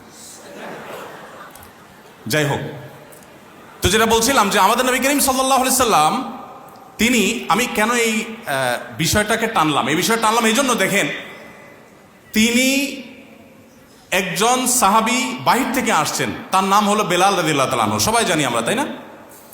এই লোকটা, তাকে যে মূল্যায়ন করেছেন, মর্যাদা দিয়েছেন, সেই মর্যাদাটা লেভেল কি ছিল এটা বোঝার জন্য, তখনকার পরিস্থিতি বোঝানোর জন্য বললাম যে রেসিজম কোন লেভেলের ছিল। সেই জগদ্দল পাথর বুকের উপর থেকে সরিয়ে, সেই রেসিজম যে সমাজে ছিল, সেই সমাজের বুকের উপরে টান টান করে বুক দাঁড় করিয়ে, শির দাঁড় করিয়ে তিনি বেলাল রাদিয়াল্লাহু তাআলা আনহু যিনি বাহির থেকে এসেছেন, শুধুমাত্র তাকে মানবিক মর্যাদা দিয়ে শেষ করেননি। একাধারে যে লোকটা বাহির থেকে আসছেন, অনারব, ইথিওপিয়ান, আবার তিনি গায়ের রং তার কালো ছিল, অর্থাৎ যেই রঙের মানুষদেরকে পছন্দ করতো না, সাদা কালো। এখনো পৃথিবীতে আমেরিকার মতো দেশেও আপনারা জানেন শ্বেতাঙ্গ কৃষ্ণাঙ্গদের মধ্যে যে এক ধরনের স্নায়ুযুদ্ধ এটা চলমান আছে এখনো। সভ্যতার সবচেয়ে বেশি দাবিদার যারা, তাদের দেশে আপনার কৃষ্ণাঙ্গ শ্বেতাঙ্গ নিয়ে এখনো পর্যন্ত যে আপনার দ্বন্দ্ব সেটা চলমান আছে। সেখানে সেই নবী সাল্লাল্লাহু আলাইহি সাল্লামের সময়কার যে মধ্যপ্রাচ্যের মানুষের অবস্থা ছিল, মানসিক অবস্থা ছিল, সেই সমাজের মানুষের কাছে একজন লোক বাহির থেকে আসছেন, একে তো অনারব, আজনবী, আননোন মানুষ, আবার তিনি গায়ের রং তার কালো, আবার তিনি ক্রীতদাস ছিলেন। একটা মানুষকে সেই সমাজে ঘৃণা করার যতগুলো উপাদান প্রয়োজন ছিল তার সবগুলো যখন একজন মানুষের মধ্যে ছিল, সেই মানুষটাকে শুধুমাত্র মানবিক মর্যাদা দেন নাই, তাকে নবী সাল্লাল্লাহু আলাইহি সাল্লাম নিজের সহকারী হিসাবে, মসজিদের মুয়াজ্জিন হিসাবে, আজকালকার মুয়াজ্জিন নয়, সেই সমাজের মুয়াজ্জিন, মসজিদের সবচেয়ে সম্মানজনক পদটা তাকে দিয়েছেন। আজ আপনি দেখবেন বহু মানবাধিকারের সবক দেওয়া মানুষগুলো বাসায় কাজের বুয়াদেরকে মেরে ফেলে। শুনেন না পত্রপত্রিকাতে, দেখেন না আপনারা? মানবাধিকার, শ্রমিকের অধিকার নিয়ে কথা বলতে বলতে মুখ দিয়ে আমরা খই ফুটে ফেলাই, বাসা দেখা গেল কাজের লোক মারতে মারতে শরীরে দাগ করে ফেলছি, পত্রপত্রিকা নিউজ হচ্ছে প্রায়, দেখেন না? মুহাম্মদ সাল্লাল্লাহু আলাইহি সাল্লাম সে মানুষ ছিলেন যিনি শুধুমাত্র তত্ত্ব দিয়ে যান নাই, প্রতিটি তত্ত্বের সর্বোৎকৃষ্ট বাস্তবায়ন করে তারপর পৃথিবীতে চলে গেছেন। সময় কিন্তু ওই 10 বছর। আপনি তার জীবন নিয়ে যদি অধ্যয়ন করেন, আপনি বিস্মিত না হয়ে পারবেন না যে আল্লাহর সৃষ্টি জগতে তার অস্তিত্ব, তার জীবনী, এর চাইতে বড় বিস্ময়ের আর কোনো বিষয়ই নেই। আপনি দেখাতে পারবেন না জীবনে এত বাধা ছিল, এত বিপত্তি ছিল, এত ঝামেলা ছিল, এত টেনশন ছিল। আমাদের এই যে টুকটাক পেরেশানি আছে, আমি আসুন্নাহ ফাউন্ডেশন চালাই, আমাদের প্রিন্সিপাল স্যার এই প্রতিষ্ঠান চালান, আমাদের ডাইরেক্টর স্যার ওনার সেক্টর, হসপিটাল সেক্টর চালান। আমরা আমাদের এই ক্ষুদ্র দায়িত্বগুলো পালন করতে গিয়ে আমাদের অনেক সময় মাথা গরম থাকে, মেজাজ গরম থাকে। সামনে কেউ কোনো কিছু নিয়ে আসলে বলি, আরে পরে আসো, দেখো না ঝামেলার মধ্যে আছি, তুমি একটু পরে আসো। এরকম উৎসাহ প্রকাশ আমরা সবাই কম বেশ করি মানুষ হিসাবে, তাই না? আমাদের জীবনের অংশ এটা। কিন্তু আপনি অবাক হবেন, নবী করিম সাল্লাল্লাহু আলাইহি সাল্লামের সারা জীবনের আপনি যতগুলো জীবনী গ্রন্থ পড়বেন এবং হাদিস গ্রন্থে নবী সাল্লাল্লাহু আলাইহি সাল্লাম থুথু কয়বার কোথায় ফেলেছেন সেটাও কিন্তু সংরক্ষিত আছে। স্ত্রীর সাথে ঘরের অভ্যন্তরে তিনি কি করেছেন, কি আচরণ করেছেন, সেগুলো সব রেকর্ড আছে। তার জীবনের কোনো কিছু আনরেকর্ড নেই। তিনি একান্তে ওয়াশরুমে যখন পরিচ্ছন্ন হতেন, সেই পরিচ্ছন্ন হওয়ার ধরন ছিল, উপায় ছিল, নিয়ম ছিল, প্রক্রিয়া পদ্ধতি কি ছিল সেটাও হাদিসে আসছে। তিনি অজুতে কুলি করেছেন, কয়বার করেছেন, কিভাবে করেছেন সেটাও হাদিসে আছে। তার পার্সোনাল লাইফের এমন কোনো পার্ট নাই যেটা হাদিসে আসে নাই। কিন্তু আপনি অবাক হবেন, নবী সাল্লাল্লাহু আলাইহি সাল্লামের সারা জীবনের মধ্যে একটি বারের জন্য এমন কোনো ঘটনা ঘটে নাই যে তিনি খুব টেনশনে আছেন, যুদ্ধের মধ্যে আছেন, রণাঙ্গনে আছেন, বদর, উহুদ, খন্দক, এই সমস্ত ঝামেলার মধ্যে আছেন, শত্রুদের নানামুখী আক্রমণের মধ্যে আছেন, এবং তিনি টেনশনের চোটে কাউকে বলেছেন, সরো এখন আমার কাছে, আমি এখন টেনশনে আছি। এরকম কথা তার জীবনে একটাও কিভাবে সম্ভব ভাই? 63 বছরের জীবনে একবারও থাকবে না? যার জীবনে সবকিছু সংরক্ষিত আছে, কাউকে যদি ঝাড়ি দেন সেটাও কি সংরক্ষণে থাকতো? হাদিস সম্পর্কে যদি আপনার একেবারে প্রাইমারি ধারণাও থাকে, তাহলে আপনি বলতে পারবেন যে নবী সাল্লাল্লাহু আলাইহি সাল্লামের জীবনে কাউকে ঝাড়ি দিবেন আর সেটা হাদিসে বর্ণনা থাকবে না, অসম্ভব। সবকিছুই আছে, কিন্তু এটা আপনি তার জীবনে একটাও খুঁজে দেখাতে পারবেন না। কিভাবে সম্ভব? কিভাবে সম্ভব বলেন? 2024 সালের এই বাস্তবতায়, এই পৃথিবীতে দাঁড়িয়ে আমরা কত টেনশনে থাকি। সুইচ দিলেই ফ্যান ঘুরে, আপনার রিমোট টিপ দিলে এসি চলে, কথা বলছি স্মুথলি, কোনো অসুবিধা না, মাইকের ব্যবস্থা আছে, লাইটের ব্যবস্থা আছে। কিছুই ছিল না, বাসায় খাবারটা পর্যন্ত ছিল না, আরাম করে ঘুমাবে সে ব্যবস্থা পর্যন্ত ছিল না, চতুর্মুখী শত্রুতা ছিল। এরকম সংগ্রামী একটা জীবন, এরকম শত সহস্র বাধার পাহাড় ডিঙ্গিয়ে চলা একটা জীবনে একটি বারের জন্য কোনো মানুষকে ঝাড়ি দিয়েছেন, কোনো মানুষকে বকা দিয়েছেন এবং পরে আবার সরি বলতে হয়েছে, এরকম একটি ঘটনা তার জীবনে ঘটেনি। এটি কোনো স্বাভাবিক বিষয় নয়, এটি আল্লাহর পক্ষ থেকে তিনি যে মিরাকল, আল্লাহর পক্ষ থেকে যে তিনি মহামানব ছিলেন, আল্লাহর পক্ষ থেকে যে সবচেয়ে বড় বিস্ময়কর সৃষ্টি ছিলেন, এটি তার একটা ছোট উদাহরণ মাত্র। আপনি মানবাধিকার নিয়ে আজকাল যে সমস্ত কথা বলা হয়, আমি তো বলি যে নারীবাদ নিয়ে, অন্যান্য বাদ নিয়ে অনেক কথা বলা, নারী অধিকার নিয়ে অনেক চমৎকার চমৎকার কথা আপনি শুনতে পাবেন। নারীদের অধিকার নিয়ে আপনি দেখবেন যে নারীকে কর্মক্ষেত্রে জায়গা করে দেওয়া উচিত, চমৎকার কথা। কিন্তু সেটা দেখবেন ইয়াং নারীদের বেলায়, বৃদ্ধ নারীদের বেলায় দেখবেন না। কি বলেন? দেখবেন পশ্চিমা পৃথিবীতে যারা আমাদেরকে এগুলো সবক দেয়, তাদের দেশে বৃদ্ধ নারীদের বেলায় তাদের একমাত্র ডিসিশন হলো বৃদ্ধাশ্রম। আর কোনো বিকল্প আছে তাদের কাছে? কিন্তু আমার মুসলমানের কাছে কি বিকল্প আছে বলেন তো? আমার মুসলমানদের সমাজে আমার নবী সাল্লাল্লাহু আলাইহি ওয়াসাল্লাম যে আদর্শ শিক্ষা দিয়ে গেছেন, সে আদর্শের শিক্ষার কারণে আমাদের সমাজে নারীর জীবনের সবচেয়ে উপভোগ্য টাইমটা থাকে, সবচেয়ে সুখকর সময়টা থাকে তার বার্ধক্যের সময়টা। সৈন্য সামন্ত ছেলে ফেলে নাতিপুতি সব চারপাশে ঘিরে থাকে, ভাবটাই অন্যরকম। যৌবন বয়সে স্বামীর সংসারে টুকটাক ঝামেলা ছিল, ননদ দেবর শাশুড়ি নানান কাহিনী ছিল। মাগের যখন বৃদ্ধ হয়ে গেছে, এখন সারা জীবন ডিস্টার্ব করা স্বামীটাও এখন বিড়ালের মতো সোফার এক কোণা চুপচাপ বসে থাকে। কেন বসে থাকে? কারণ তাকাইলে দেখে ছেলে ডানে মেয়ে ডানে, ছেলের ঘরের নাতি মেয়ের ঘরের পুতি সব চারপাশে ঘেরা। বুড়ির যে পাওয়ার, তাতে বেচারা চুপচাপ মিসকিনের মতো বসে থাকে সোফার এক কোণে।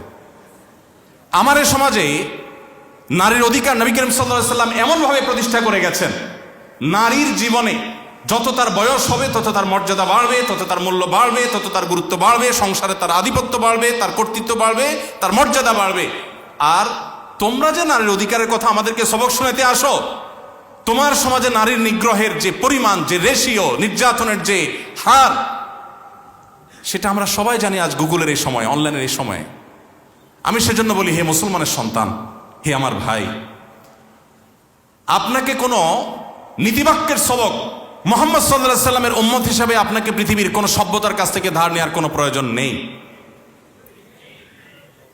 আপনি নিজে এত সমৃদ্ধ, আপনি এত রিচ, আপনি জানেন না আপনার মানবাধিকারের প্রয়োজন, আপনার পশুর অধিকারের প্রয়োজন। পশুর অধিকার নিয়ে তিনি কি করে গেছেন? কোন পশুকে যদি জবে করেও তোমার খেতে হয়, ছুরি ভালো করে ধার দিয়ে নাও। এক সাহাবী, এক ব্যক্তি, তিনি ছাগল শুইয়ে পায়ের নিচে চেপে ধরে আরেক হাতে চাকু ধার দিচ্ছেন। নবী সাল্লাল্লাহু আলাইহি ওয়াসাল্লাম দেখে তাকে ধমক দিয়ে বললেন, তুমি কি তাকে জবে করে মারার আগে আরো কয়েকবার মারতে চাও? কেন তুমি আগে থেকে ছুরি ধার দিয়ে আনো নাই? এখন গলার উপরে পাড়া দিয়ে তারপর তুমি ছুরি ধার দিচ্ছ। আরেকজনকে পিপিলিকা মারতে দেখেছেন, আগুন দিয়ে পোড়াচ্ছে। তিনি বলেছেন, লা ইউআযযিবু বিন-নার ইল্লা রাব্বুন নার। আগুন দিয়ে শাস্তি দেওয়া শুধু আগুনের সৃষ্টিকর্তার সাজে, আর কারোর সাজে না। কোন প্রাণী, কোন সৃষ্টি যদি তোমার উপদ্রবের কারণ হয়, তুমি মেরে ফেলো, নিধন করো, কিন্তু নির্মম ভাবে তুমি তাকে মারবে আর এনজয় করবে, ফুর্তি করবে, এটা তোমার কখনো স্বভাব হতে পারে না এজ এ মুসলিম। আপনি পশুর অধিকারের কথা বলবেন, প্রাণী সম্পদ রক্ষার কথা বলবেন। আমি আবারও বলছি, চলে যান ১৫০০ বছর আগের পৃথিবীতে, যখন মানুষ কি করতো জানেন? নবী সাল্লাল্লাহু আলাইহি সাল্লাম তো অনেক পরের কথা, তার একজন সাহাবী দেখতে পেলেন যে কুরাইশের, মক্কার কিছু যুবক ছেলে ফেলে, যুবক পোলাপানের যৌবন বয়সে অনেক পাগলামি করে, অনেক উচ্ছলতা থাকে, উন্মাদনা থাকে। তারা দেখলেন যে এক ব্যক্তিকে ধরে নিলেন, তার কাছে অনেকগুলো পাখি আছে, এই পাখিগুলোকে সবগুলাকে বেঁধে বেঁধে রাখছে এবং তীর দিয়ে তারা দূর থেকে ওটাকে নিশানা বানায় টার্গেট করে তীর মারছে। কোনো পাখির গায়ে লাগছে, মারা যাচ্ছে সাথে সাথে। মারা গেলে তখন ওই পাখির বিনিময়ে ওই যে তীরটা লাগছে, ওই তীরটা পাখির মালিককে দিয়ে দিচ্ছে। এটা একটা খেলা, জুয়ার মতো অনেকটা বানায় নিস। তো পাখির চাইতে তীরের দাম অনেক বেশি, মালিক তীরটা পেয়ে যাচ্ছে। আর যদি পাখিতে না লাগে তাহলে তো নাই। তো এইভাবে একটা খেলা তারা সাজাচ্ছিল, জাস্ট এনজয় করছে, পাখিকে নির্মমভাবে মেরে মেরে। নবী করিম সাল্লাল্লাহু আলাইহি ওয়াসাল্লাম সাহাবী, সম্ভবত আব্দুল্লাহ ইবনে ওমর রাদিয়াল্লাহু তাআলা আনহু, তিনি যখন এই যুবকদের কাছাকাছি আসলো, দেখেন কিছু বলতে হয়নি, তাকে দেখে সবগুলা ভৌদৌড়, সব পালায় গেছে। কেন পালায় গেছে? কারণ জানে মুহাম্মদ সাল্লাল্লাহু আলাইহি সাল্লামের শিষ্য সাহাবী একটা পাখির প্রতি নির্মমতা, এটা সে সহ্য করবে না, পালিয়ে গেছে। তিনি খুব কঠোরভাবে তাদেরকে ভৎসনা করেছেন এবং তাদের এই বর্বরতার বিরুদ্ধে তিনি কথা বলেছেন। ভাইরা, আজ আপনাকে যারা মানবতার সবক দেয় আর আপনি শুনে খুব বেশি আপ্লুত হয়ে যান, ফিলিস্তিনে নিরীহ মানুষগুলোকে পশুর মতো, পশুর চাইতে আরো নির্মম ভাবে অনবরত হত্যা করে ফেলা হচ্ছে, তাদের মুখে কোনো মানবাধিকারের কথা সেখানে পাবেন না। আপনি মুহাম্মদ সাল্লাল্লাহু আলাইহি ওয়াসাল্লামের উম্মত, আপনার মানবাধিকারের সবক, আপনার পরিবেশ রক্ষার সবক, আপনি যে কোনো কিছুর সবক নিতে যান, আপনাকে পৃথিবীর কারো কাছে যাওয়ার দরকার নাই। এদের এই সমস্ত আদর্শ যারা বলছে, তাদের এই আদর্শগুলোর জন্মের 1000 বছর আগে যে আদর্শ আপনাকে ইসলাম দিয়ে গেছে, আল্লাহ শপথ করে বলছি, আপনার চাইতে সমৃদ্ধ আদর্শের দিক থেকে পৃথিবীতে কোনো জাতি হতে পারে না। আল্লাহ তাআলা আমাদের সবাইকে মুহাম্মদ সাল্লাল্লাহু আলাইহি সাল্লামের জীবনীকে জানা এবং সে আলোকে আমাদের জীবনকে আলোকিত করার তৌফিক দান করুন।